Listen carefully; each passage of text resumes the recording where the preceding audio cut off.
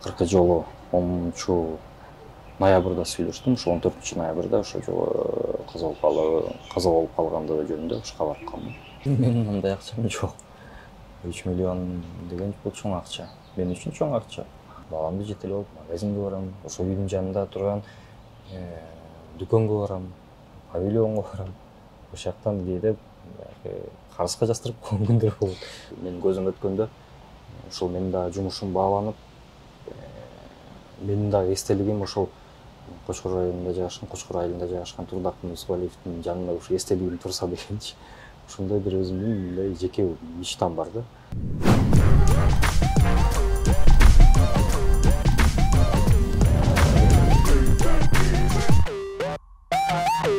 Эс алып атыптырсыз. Эс алуу өргүүгө чыктыңыз. Качан чыктыңыз? 2 күн болду. Бирок баары бир деле жумушта жүрөсүз. Буга чейин 3000дей объект Бишкектин ичинде эле алынганын айткансыз. Азыр жута Батумиден кийин токтоп калгандай дечи, дагы деле иштер уланып атабы? Иштер уланууда толугу менен. Бүгүнкү күндө Айтматов көчөсүндөгү проспектисиндеги объекттер толук алып бүтүп аягына чыгып калдык деп эсептесек болот. Андан кийин дагы өзүбүздүн пландар боюнча дагы бир чоң көчөлөрдүн бири ошого өтөбүз. Азыркы учурда ошол эле Айтматов көчөсүндөгү жумуштарды аягына чыгарып, ошол объекттер менен алек болуп аткан учурубуз. Дагы алдыда канча объект бар? Бул жылга мындай белгиленгенби? Эми сиздер көптөгөн мыйзам бузулган учурларды аныктадыңыздар да? Да, андайлар да көп. Болгону эми азыр цифраларды айтыш кыйын, бирок ошого карабастан биз район менен же көчө менен алып, анан ошо менен кетебиз да. Баякы сиз мэрияга вице-мэр болуп кызматка орношкону дайыма талкуунун чордонундасыз да. Бул баякы эле шаардын ичиндеги демонтаж маселеси, оңдоп түзөө маселеси, кээ бири муну чын эле Бишкектеги көйгөйлөрдү ордуна келтирүү үчүн аракеттесе, экинчи тарабы бар. Эми бизде ар кандай ой бар да. Бул Нурдан Орунтаев деген жакшы кызматка ээ болуш үчүн же болбосо бир коомчулукта бир өзүн таанытуу аракети, пиарлоо аракети деп баалашат да. Буга кандай жооп бересиз? Пиар боюнча айта кетсек, эгер мен баягы пиар кылам деп же ошондойдур бир жумуштарды аткарып ошону баягы көрсөтөм десем, анда мактана турчу жерим бар. Күнүнө болбой калды дегенде бир 3 пресс-релиз жасасак болот. Күнүнө. Мен наоборот, ал пиардан деле баягы качканга аракет кылам. Көбүнчө ачык айтыш керек. Болгону эле кээ бир учурда ушул биздин пресс-службанын маалымат берүүсүнө зарылдык болгон учурда эле ошондой жанагындай пресс-релиздер чыгат. Мен негизи өзүм ушу тергөө органдарында көп иштегендиктен, анын баягы көзгө дагы көп көрүнгүм келе бербейт, чын айтканда. Ошондой баягы калыптанып калгам да. Анан аргасыз жанагындай пресс-релиз чыгарган учурлар болот. Кээ бир пресс-релиздерди ошол жумуш аткарылды деген пресс-релиздерди чыгарыш керек. Кээ бир учурда ошондой болуп аткан мыйзам бузууларды алдын алуу үчүн чыгарыш керек. Кээ бир учурда действительно ушу мэриянын жетишкендиги жөнүндө чыгарыш керек. Ошол себептен дагы чыккан пресс-релиздер. Эми айтпасаң деле көрбөйт да. Билбейм да, көрбөйт. Эми бирок чын айтканда, эгер ар бир нерсени айта берсек, анда уже мындайча айтканда ушу биздин пресс-служба күнүнө бир 3 маалдан пресс-релиз чыгап турат. Жогоруда Чыңгыз Айтматов көчөсү деп койгонсузбу? Буга чейинки интервьюңуздарды да байкасам, Чыңгыз Айтматовду көп айтат экенсиз да. Баягы күн сайын адам болуу деген Айтматовдун сөзүн, Айтматовдун чыгармаларына жакынсызбы? Айтматов сизге кандайдыр бир таасир этеби? Сиз үчүн Айтматов ким? Айтматов мага бул ушу кыргыз элинин тарыхында болгон эң чоң инсандардын бири. Бул биринчиден. Ал эми экинчиден ушу сиз сурагандай эле жана чыгармалары жөнүндө көп окугам. Муну мен ушу Россия Федерациясында Болгара шаарында ушу курсант кезимде окуп жүргөндө ошол убакта библиотекасында ушу Айтматовдун чыгармаларын көрүнүктүү жерге коюп, даңазалап, ошол Россияда даңазалап турчу да. Аны ошол жактан алып, баягы көп чыгармаларын окудум. Чын айтканда, баягы орус тилинде көп окудум. Дагы кол бошосо, убакыт болсо кайра дагы окуп, ушул чыгармаларын баягы жаңыртып алсам деген ниеттемин да. Эми азыр жумуш менен, өзгөчө бул жумуш менен убакыт деле болбосо керек. Чын айтканда убакыт жок. А негизи кандай чыгармаларга жакынсыз? Кандай китептерди окуйсуз? Эми чыгармалардан айта кетсек, эми көбүнчө ушул Айтматовдун чыгармаларын аябай басым жасаган убагында. Андан кийин уже окуучулук күндөр бүтүп, курсанттык кездер бүткөндөн кийин уже жумушка элек болуп, көп деле чыгарма окуган жокмун. Бирок өзүм мындай акыркы учурларда физика, математика жакына да мындай кичине кызыгуу пайда боло баштады да. Себеби жана физика дегеним бул ушул бир HBO деген компаниянын бир сериалы бар, Чернобыль деген. Может, көргөнсүздөр, көп биздин деле бажарандар көргөндүр. Ошону сериалды көрүп, ошо физикага баягы мындайча айтканда интерес пайда боло баштады да. Себеби ушул атомдук энергияны алуу, ошондой эле физика, математикалык жактарга да кызыгуу пайда боло баштаган. Мен бул өзүмдүн жеке кызыгуум. Ошондой эле биздин республикада да ошондой окумуштуулар пайда болсо, ошондой баягы илимий изилдөөлөр пайда болсо деген баягы өзүмдүн тилегим бар да. Негизинен эми биздин калкыбыз, биздин элибиз ошондой бир илимий жакка мындай көп жагынан таасирлүү адамдар чыккан. Ошондой эле биз дагы башка элдердей болуп ушундай бир өнүгүү, өсүүгө келсек, ошондой эле биздин баягы илимий изилдөөлөрүбүз дагы чоңоюп, ушундай бир дүйнөлүк аренага чыкса деген ойдо ой максаттарым бар. Ал эми өзүмдүн баягы жеке кызыгуум боюнча бул эми жөн эле жана сериалды баягы кызыгып кетип, ошо сериалды көрүп, ошондо мындай кызыгуу пайда боло баштаган. Жакшы. Негизи сиз өзүңүз кандай үй бүлөдө чоңойгонсуз? Канча бир туугансыз?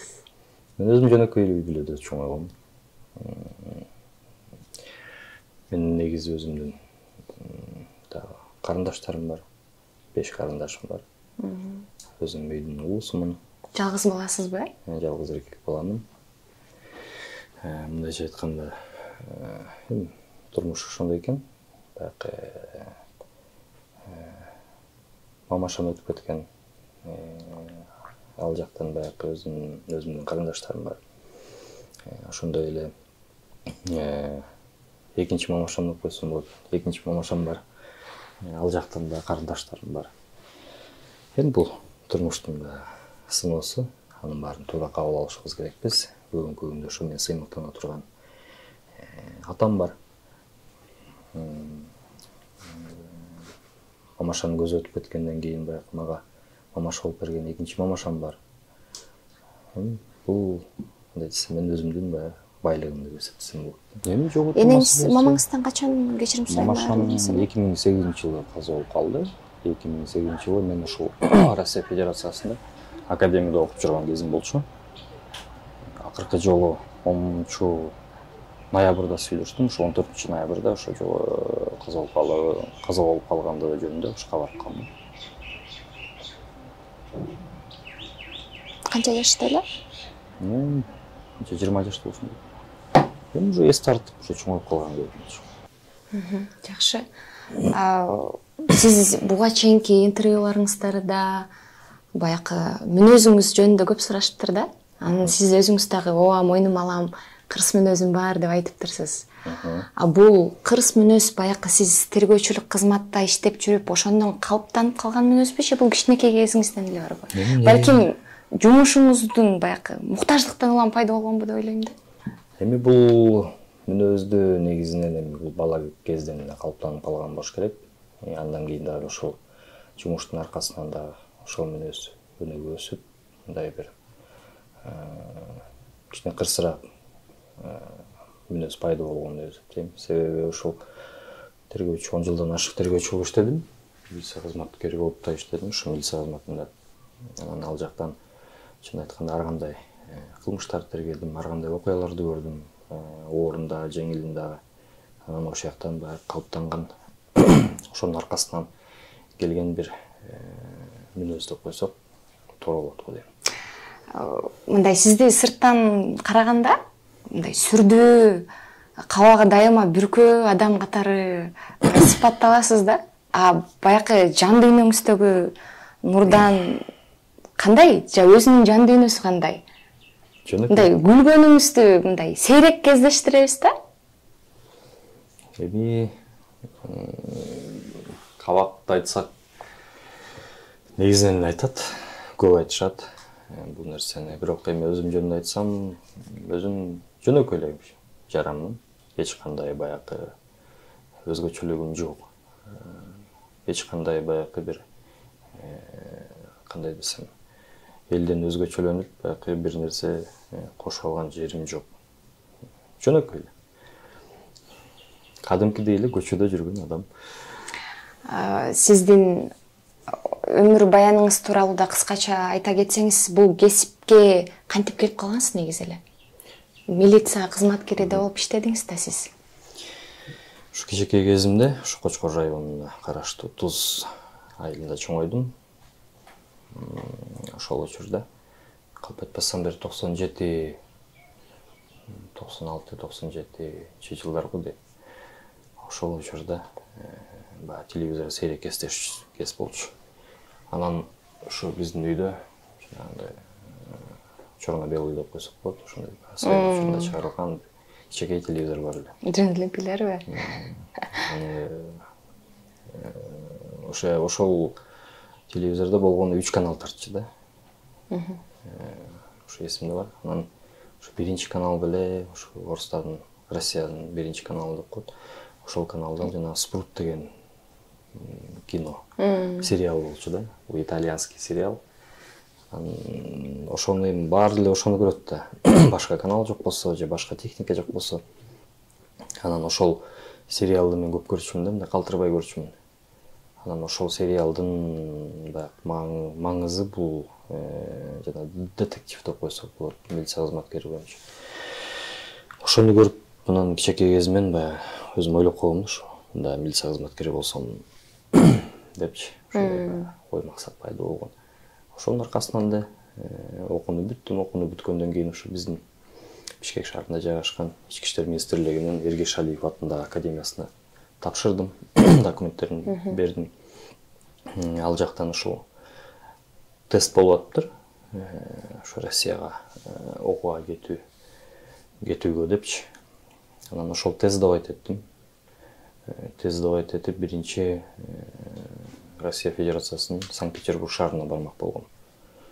Бирок ушундай эми тилекке каршы ошондой болуп калды. Эми тилекке каршы эмес, бул наоборот жакшы жагынан айтсак болот. Мени кайра ушул Волгоград шаарына жаңы отбор болуп атыптыр, сен ошол жака барасың деди. Анан хорошо, Волгоградка окууга тапшырдым. Волгоград шаарындагы академия, Ички иштер академиясына окууга тапшырдым. Бул 2006 жылы. Ошол жака бардык. 2 бала болуп барганбыз. Ушу Кыргызстандан эң биринчи Союз учурунан бери бүткөндөн кийин, таркагандан кийин ушу эң биринчи поступление болот ушу Кыргызстандан. Ошол жака барып тапшырдык. Аяк өттүм. Ошол жакта 5 жыл окудум. 2011 жылы аяктадым. Андан тышкары айта кетчү нерсе, бул Волгоград академиясынын чоң, мындайча айтканда, бизде республикада чоң кызматтарга ээ болгон, ушундай аты даңазасы чыккан баягы кишилер бүткөн окуу жай экен көрсө, ал окуу жайды мисалга алсак, ушул Кыргыз Республикасынын Ички иштер министрлигинин мурунку министринин орун басары Асанов Памир Жумалиевич деген киши бүтүптүр. Андан тышкары ушул профессор бар экен бизде, Исаева деген бир эжекебиз. Ошол киши бүтүптүр. Анан алар дагы убагында тергөөчү болуп иштеген экен. Үстүнө дагы ошол окуу жай негизинен ушул тергөө жана криминалистика жагынан баягы басым жасаган окуу жай экен. Ошол жакты бүттүм. 2011 жылы. 2011 жылы анан Бишкек шаарынын 1 май райондук ички иштер баш бөлүмүндө тергөөчү болуп кирдим. Ал жакта иштедим. Андан кийин ошол эле Эргеш Алиев атындагы академиянын ички иштер академиясында мугалим болуп иштедим. Соклук районунда иштедим тергөөчү болуп. Андан кийин ошол эле Бишкек шаарындагы Октябрь райондук ички иштер башкармалыгында иштедим. Свердлов райондук ички иштер башкармалыгында иштедим. Андан кийин ошол Чүй облусунун Москва районунда жайгашкан Беловоз айылындагы ички иштер бөлүмүндө жетекчи болуп иштедим. Тергөө кызматынын жетекчиси болуп иштедим. Андан кийин Соклук районундагы ички иштер бөлүмүнүн тергөө кызматынын жетекчиси болуп иштедим. Ошондон кийин андан соң ушул ички иштер министрлигинде дагы тергөөчү болуп иштедим. Ал жакта өзгөчө маанилүү иштерди тергөө боюнча башкармалыктын начальнигинин орун басары болуп иштедим. Ошондон соң ушул Бишкек шаарынын мэриясына караштуу мүлктү башкаруу департаментинин директору болуп келдим 2022 жылы. Андан соң ушул былтыр 2022 жылы эле жарым жыл иштегенден кийин Бишкек шаарынын мэринин орун басары болуп дайындалдым. Баягы Батумиде маселеси козголгондо 3 миллион сом дегенде эми 3 миллион сом баягы мамлекеттик жөнөкөй кызматкерлерге бул чоң акча да. Сиз буга чейинки айтып келген жумуштарыңызда деле ал акчаны топтоп үлгүрбөсөңүз керек. Эми ал акча ал учурда андай акча деле жок болчу да айлыгыңыз. Эми менин андай акчам жок. 3 миллион деген бул чоң акча. Мен үчүн чоң акча. 3 миллионго бүгүнкү күндө эми чын айтканда бир комнат үй сатып алсаң болот. Ошол себептен бул негизинен чоң акча болуп эсептелет мен үчүн.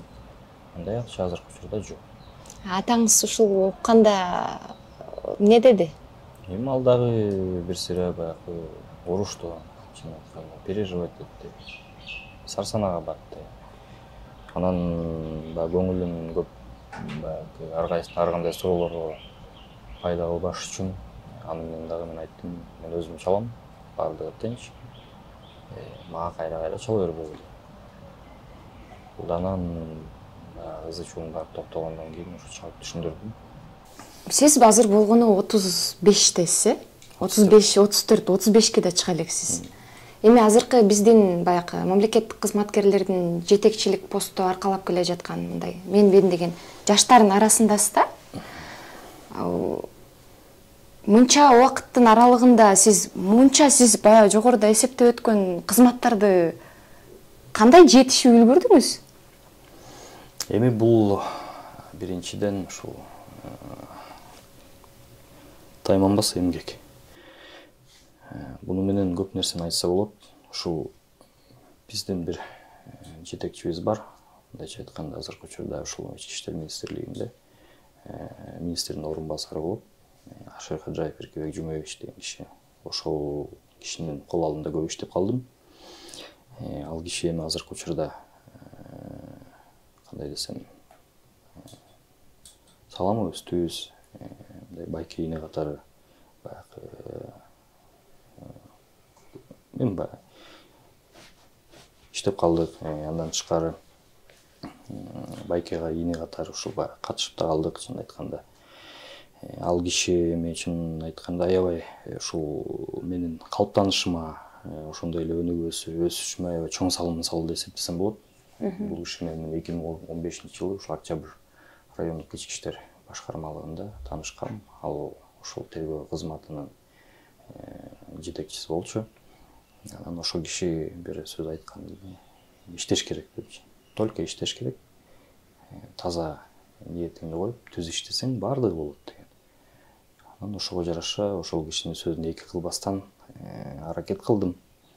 Аракет кылып, ошол киши баягы көп жерден ходатайство кылып, мындайча айтканда жетекчилик астында ошол киши бизди тарбиялап, туура жолго салып, ошол кишинин аркасынан да мындайча айтканда көп мындай жетишкендикке жеттим. Милиция кызматында да аябай көп жумуштарды баягы мага тапшырып берип атты. ошондой эле көп иштер боюнча баягы направленияларын берип атты. Ошонун аркасынан бүгүнкү күндө жетишкендиктердин бири ошол ички иштер министрлигинде баягы өзгөчө маанилүү иштер боюнча тергөө кызматынын жетекчисинин орун басарына чейин жеттим. Андан соң ушул Бишкек шаардык мэриясына келдим. Мэрияга Бишкек шаарынын мурунку мэрі Айбек Жамшбекович Жумушалиев ошол киши чакырды, келип иштеп бер деп. Анан ошонун аркасынан келип ушу мэрияда иштеп калдым. Талкпай эмгектениш керек деп атпайсызбы? Анан үй бүлөңүзгө, бала чакаңызга убакыт жетпей калбайбы? Жетет. Бардыгын жеткирсе болот. Эми мындай да иштеген деген бул жөн эле келип жумушта отура бербеш керек. Ошол жумушту туура алып барып, ар бир нерсеге өзүнүн убагында көңүл бурса, бардыгына жетишсе болот. Кудай таалам бизге ушундай убакытты да ченеп берген. Ошол убакытты туура колдонсок, бардыгына жетишсе болот. Баягы психологиялык көз карашта баягы мүнөзүм кырс деп атпайсызбы? Мындай сырттан караган адамга сиз жабык көрүнөт экенсиз да?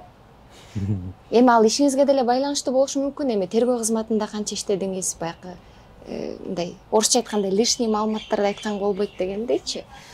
Бирок бул ошол кандайдыр бир боштуктун белгиси эмеспи? Ошондон улам мындай солдаттай бир образ жасап койгон эмессизби өзүңүзгө? Балким нурдан жумшак, нурдан сезимтал. Нурдан эки мүнөздүү. Биринчиси жумушта жүргөн Нурдан, жана ошол жумуштан чыгып үйгө барган Нурдан. Жумушта жүргөн Нурдандын өзүнүн жүрүм туруму бар. Үйдө жүргөн Нурдандын өзүнүн жүрүм туруму бар. Үйдөгүлөр менен мен жөнөкөй эле кишимин. Эч кандай айырмам жок. Кадимкидей эле кошуналар менен көчөгө чыгып сүйлөшүп, аралашып, жөнөкөй адам катары мынакей кандай десем баягы ушу жайында өзгөчө неме болот. Жайында бала бакырам баары көчөгө чыгып кечкисин баардыгы жумуштан келип тамак, чай ичип, анан эшикке чыгып ары басалы, бери басалы деген көп кездешет эмеспи. Мен деле ошентким келет, ошентип көчөгө чыгам. Эч кандай айырмам жок. Баламды жетелеп алып магазинге барам, ошол үйдүн жанында турган дүкөнгө барам, павильонго барам. Ошол жактан кээде карызга жастырып койгон күндөр болот. Ар кандай учурлар болот. Ал эми жумушта уже жумушка келгенден кийин башкача алып жүрүшүң керексиң. Бул мамлекеттик кызматкердин этикалары бар, ошолорго туура келиш керек. Ошондой эле ушундай мындайча айтканда Бишкек шаарындагы чоң адамдардын, чоң кызматта отурган адамдардын бири болгондон кийин ошого жараша жүрүм турумду алып барыш керек. Анын баарын эми алып жүрө билсек, ошондо гана биз өзүбүздү мамлекеттик кызматкер деп эсептесек, же мындайча айтканда адам катары эсептесек деп болот деп ойлойм. Сиз буга чейинки дагы берген интервьюларыңызда баягы өзүңүздүн принциптер тууралуу кеп козгоп турсуз да? Принцип дегенде сизге эң биринчи оюңузга эмне келет? Жана азыркы биздин сиз сыяктуу баягы жетекчилик кызматты ээлеп аткан биздин мамлекеттик кызматкерлердин баарында принцип бар деп ойлойсузбу? Эми башка адамдарга мен айтсам туура эмес болуп калат, принцип бар же жок деп. Болгону бул бирөөнүн сындаган же кандайдыр бир мүнөзүн айткан нерсе болуп калат. Ага туура түшүнөсүздөр. Ал эми өзүм жөнүндө айтсам, мага принцип деген бул көп нерсени айтат да. Бул принцип бир гана жумушта эмес, ошол үй бүлөдө болгон алып жүрүм турум. Ошондой эле башка бирөө менен бир туугандардын арасында болгон принциптер бар. Ошондой эле достордун арасында болгон принциптер бар. Ошол принциптерди биз туура сактай билишибиз керекпиз. Бүгүнкү күндө мен өзүм принциптерим боюнча мынакей жумуштагы болгон принциптер, бул принцип жөн эле бул асмандан түшүп калган принцип эмес. Бул принцип деген ошол жумушту туура алып баруу принципи.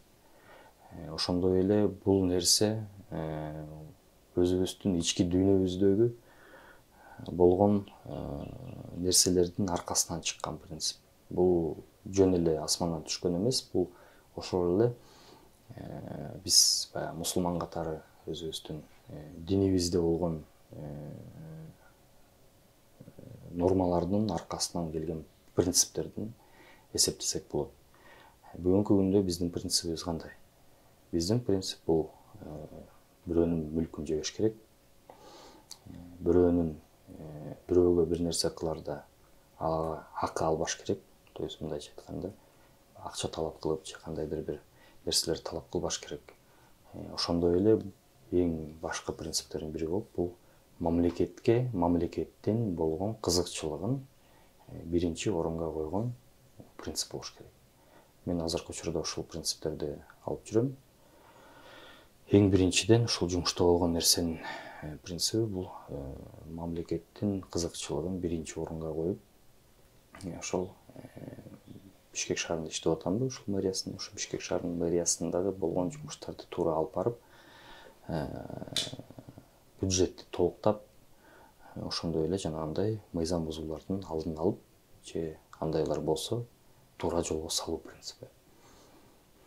Башка деле принцип, мындай айта берсек эми принциптерди ойлоп таба бериш оңой эле.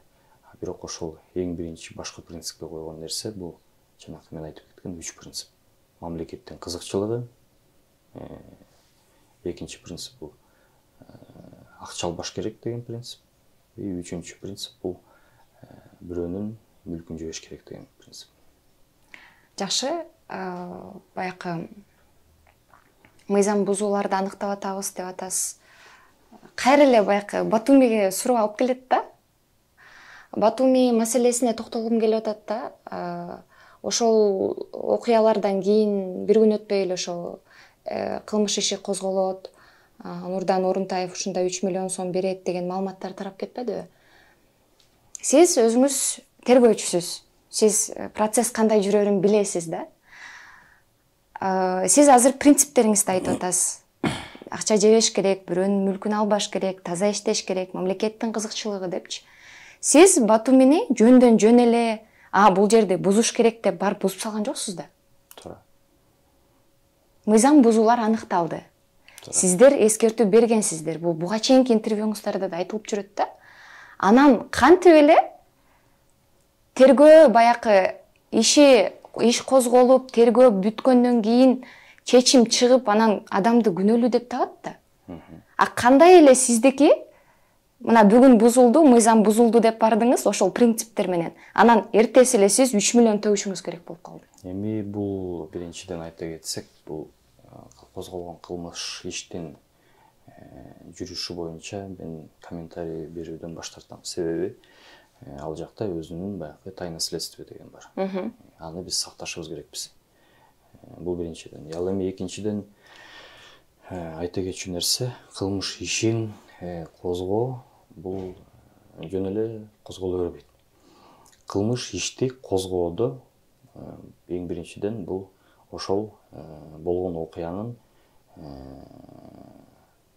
мындайча айтканда мурун болуп кандай болуп келгендигин тактоо иретинде козголот. Орусча айтканда для выяснения всех обстоятельств, которые подлежат установлению. Ошол себептен козголгон. Андан тышкары айта кетчү нерсе, кылмыш ишинин жагдайлары боюнча ошол тийиштүү органдар гана териштирүү учурунда болобу же териштирүү бүткөндөн кийин гана баягы өзүнүн оценкасын берип, анан өзүлөрүнүн баягы пресс-релиз деп койсок болот. Ошонун аркасынан баягы маалымат берилет. Ал эми азыркы учурда бул жерден кылмыш иши боюнча сөз алып барып же кандайдыр талкууласак, бул туура эмес болуп калат деп эсептейм. Дегеним, сиз билесиз да ал жерде кандай мыйзам бузуу болгонунчу. Анан сизге мындай талкуу эл деле байкап турат да. Ошол болгон окуяны башынан аягына чейин көрдү. Сиздин эмне деп айткандарыңызды көрдү. Мына ким орусча айтканда крышевать этип турат дегенге чейин айтылганын көрдү. Өзүңүз туура эмес иш кылсаңыз, анын аркасында сизди эмне күтүп жатканын билесиз дегендей. Бул мындай жөндөн жөн болгон нерсе эмес да. Анан азыр интервью ал боюнча мен айтканга туура болбойт деп атпайсызбы? Баягы ойлонтот да, суроо жаратат. Кандай эле 3 миллион сомду эми сизге ошол эле учурда төлөп сал деп биздин мамлекеттик кызматкерлер деле мындай өзүнүн ишин билет да. Алар эмнеге эле ошол тергөө иши бүтө электе баягы сен 3 миллион сом беришиң керек деп мажбурлап коюш керек. Эми бул жерден кандайдыр мажбурлоо ирети деле жок. Эми ал маалымат такыр айтылбаш керек болчу да тергөө иши жыйынтыкталмайынча. Бирок муну айтсак, предварительный информация деп коет. Ошону укук органдары берди, предварительный информациясын. Эми азыркы учурда иш аягына чыга элек, мен билгенден. Иштин аягы чыккандан кийин анан баягы толук кандуу маалыматтар берилет. Азыркы учурда эми сиз да туура түшүнүңүз, мунун баарын талкуулап отурсак, чын айтканда бул жана мен айтып кеткендей эле тергөөнүн кызыкчылыгын биз бузуп койгон болуп калабыз да. Мындай өзүңүзгө тиешелүү бул окуя болуп атпайбы? Сиз өзүңүздү күнөөлүүмүн деп эсептейсизби? Эми ар бир адам өзүн күнөөлүү деп эсептесе, анда тергөөнүн кереги жок болот. Бул принцип. Мындайча айтканда, ошол уголовное судопроизводствонун принципи. Ошол себептен өзүн күнөөлүү деп эсептесе, анда уже тергөөнүн деле иш козгоп, тергөөнүн деле кереги жок болуп калмак. Ошол Батуми маселеси козголгондо баягы Нурдан Орунтаевдин президенттин баласы менен байланышы бар. Ошон үчүн президенттин баласына эле тиешелүү эмес жерлердин баарын каалагандай калчай берсе болот экен деген да имиштер айтылбады эле. Негизи эле сиз президенттин баласы менен президенттин өзү менен кандайдыр бир байланышыңыз барбы? Эч кандай байланышым жок. Дагы бир жолу тастыктап айта кетиш керек. Биздин урматтуу президентибиз Садыр Нуркожоевич менен мен ушул мэрдин орун басары болуп кызматка келгенден кийин гана ушул чогулуштарда гана көргөм. Эч кандай үй бүлөсүнө же баласына тиешем жок. Алар менен мен тааныштыгым же кандайдыр бир карым катнашым болгон эмес. Буга чейин дагы жана азыркы учурда андай карым катнаштарым жок. Бош убактыңызда эмне кыласыз? Бош убакыт эле аз, бирок бош убакытта мурунку интервьюларымда айткам, ушу дос балам бар депчи, Мирбек. Азыр Америка Кошмо Штатында жүрөт, ошол жакта иштейт. Ошол бир рыбалка деген, балык улоо деген бир нерсеге үйрөтүп койгон. Ошо менен баа элек болгонго аракет кылам. Аны сиз тажаган жоксузбу? Коркутуулар болот, баягы акча сунуштагандар болот. Ал сиздин принципке туура келбейт, баягы кыргызча бүтүрөбүз дегендер болот. Тажаган жокмун. Эми бул жерде маселе тажагандан эмес. Маселе болгону ошол жумушту туура алып баруу. Эгер ага тажап же бул мага жакпай калды, же тигинтип калды, мынтип калды десек, анда иштебей эле коюш керек, анда кетиш керек. Арызды жазып берип, ошол орунду башка кишилерге, иштечү кишилерге бошотуп беришибиз керек. Жанагындай мыйзамсыз түрдө маселени чечип кетебиз деген аракеттер аябай көп. Алардан деле мындайча айтканда биз уже акыркы учурда көңүлгө деле албай калдык. Телефондон чалат, тигинтип бер, мынтип бер, жок болбойт. Биз туурасын айтып, болбойт деген сөздү көп айтканга мажбурбуз. Ал эми коркутуулар боюнча мен коркутуулар мурун эле болуп келген. Ошол милицияда иштеп жүргөндө деле болуп келген. Бүгүнкү күндө дагы бар. Анан жана эместерге ошол себептердин биринен жанагы ушул болуп аткан интервьюну үйдөн деп сураптырсыздар. Ошо үйдөн бере албайм деп жооп бергем. Анан баягы өзүмдүн үй бүлөмө, өзүмдүн коопсуздугу үчүн ошол жерден отказ бергендик болот. Анда сиздер туура түшүнөсүздөр. Эми антип корко берсек, анда орунду бошотуп берип, башка кишилер келишет. Сиз өзүңүз үйдүн эң улуусумун деп атасыз. Жалгыз баласыз. Канча балаңыз бар? 2 бала. 2 балаңыз бар. Баякы сиз жалгыз бала болгон үчүн атаңыз коркпойбу? Сиз өзүңүз мындай өмүрүңүзгө коркпойсузбу?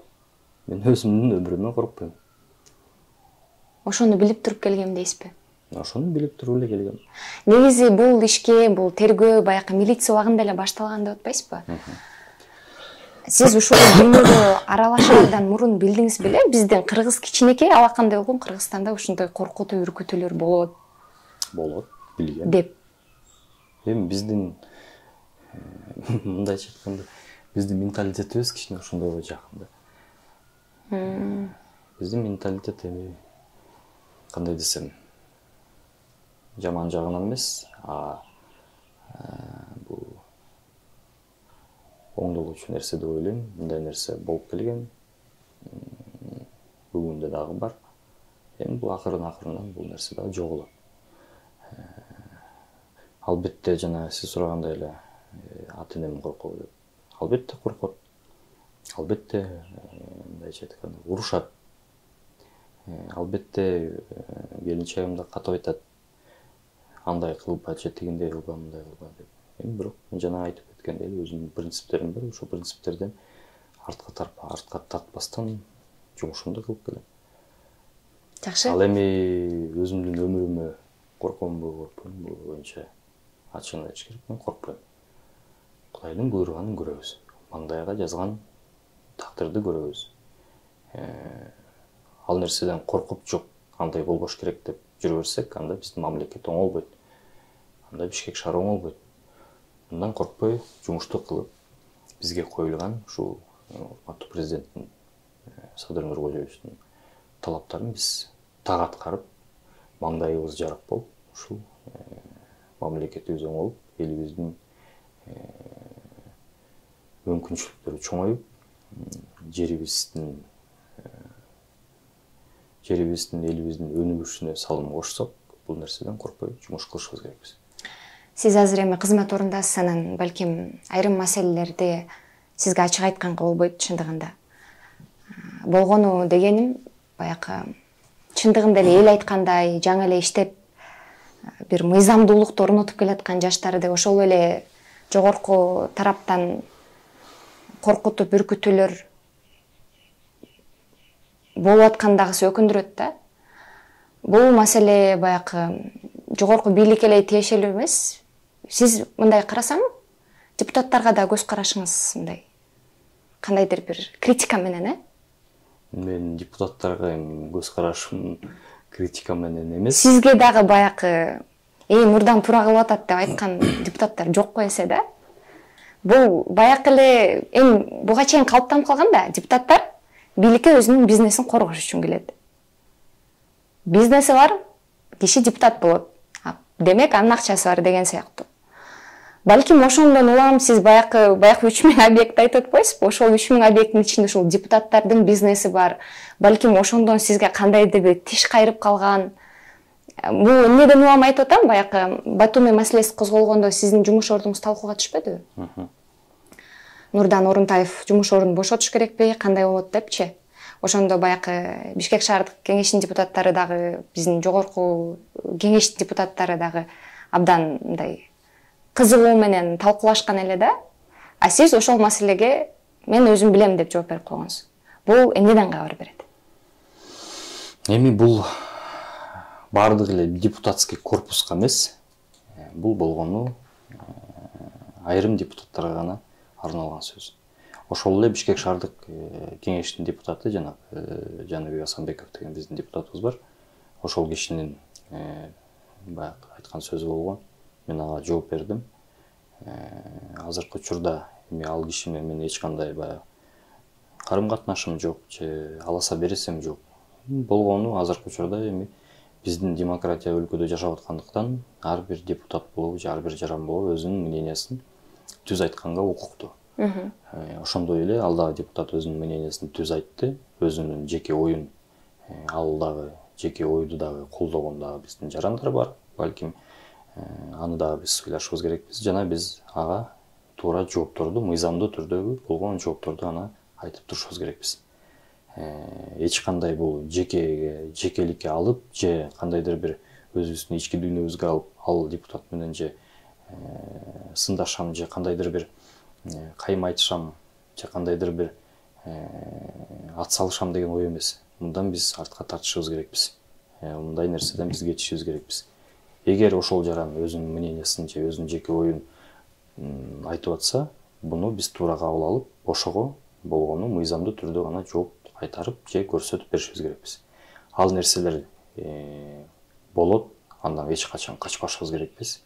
Ал эми депутаттык корпустагы болгон талкуулар же кандайдыр бир критикалар болсо, анда биз туура кабыл алып, ошону оңдогонго аракет кылышыбыз керекпиз.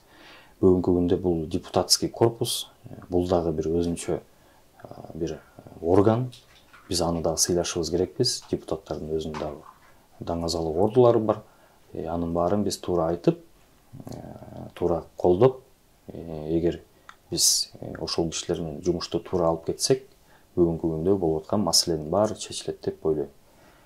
Башынан эле ушинтип ойлойсузбу же баягы жогорку кеңеште да окуялар болду эле го, Элмурза Сатыбалдиев менен баягы сиз анын көчөнү оңдоп атканда, дарбаза үйүнүн жегин бузганда маселе козголбоду эле, кечирим суратып алам деди эле да.